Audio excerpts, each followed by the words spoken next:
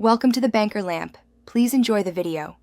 In this video, I will explain how to use creatine monohydrate.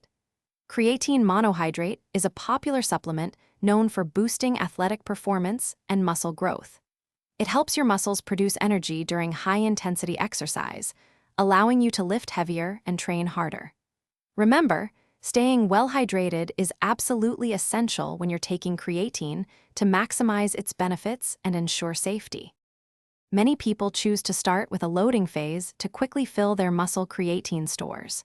During this period, you'll take about 20 grams of creatine per day, usually split into 4 doses of 5 grams each. This loading phase typically lasts for 5 to 7 days, helping you see results faster as your body becomes saturated with the compound. Once you've completed the loading phase, or if you prefer to skip it, you'll move to a daily maintenance dose. This usually involves taking 3 to 5 grams of creatine monohydrate every day. Consistency is far more important than timing, so just make sure you're taking your dose regularly to maintain elevated creatine levels in your muscles for continuous benefits.